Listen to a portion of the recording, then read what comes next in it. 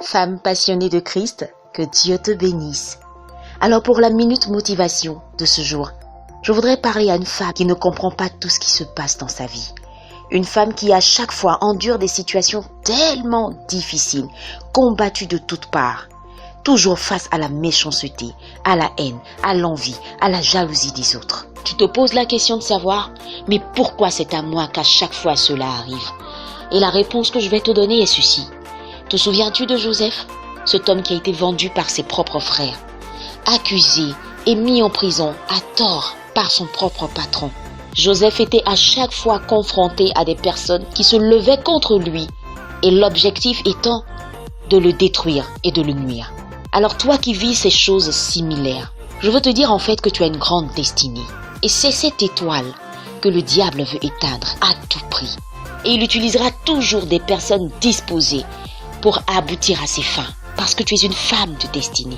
Mais aujourd'hui, je veux te faire comprendre une chose. N'as-tu pas remarqué qu'à chaque fois que Joseph était confronté à ces situations, il s'en sortait toujours?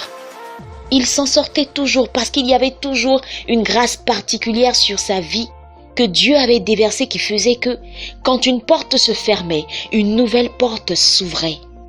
On ne comprenait pas pourquoi, mais à chaque fois où on pensait que là c'était la fin de Joseph, c'était plutôt une nouvelle opportunité pour lui d'entrer encore une fois dans une autre dimension.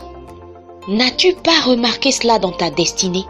N'as-tu pas remarqué que là où on disait « elle n'y arrivera pas » et que les portes se sont fermées, il y a toujours eu ce Dieu-là qui t'a pris, qui t'a préservé et qui t'a fait passer et entrer dans une autre dimension avec de nouvelles personnes qui t'ont accepté.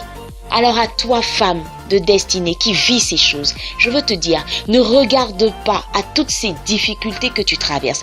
Ne regarde pas à toutes ces méchancetés. Ne regarde même pas à toutes ces personnes qui te font du mal.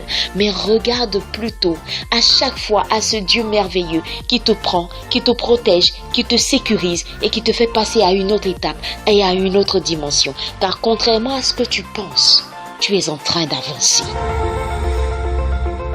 Dieu te conduit petit à petit.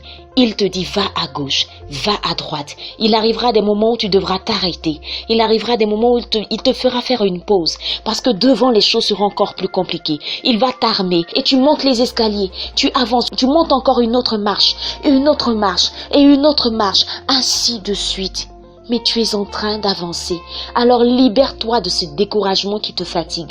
Libère-toi de toutes ces pensées négatives. Libère ton cœur de toutes ces rancunes, cette haine, toutes ces personnes qui t'ont fait du mal.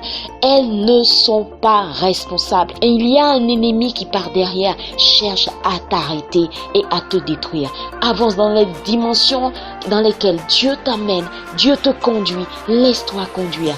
Avance, avance, femme de destinée, et ne t'arrête pas au nom de Jésus. Alors la minute motivation, je viens ouvrir tes yeux sur cette grâce particulière que Dieu a mis en toi, qui fait qu'à chaque fois, tu gagnes toujours.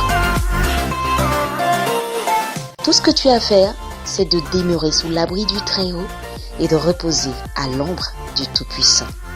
Que Dieu te bénisse, femme. Agréable journée.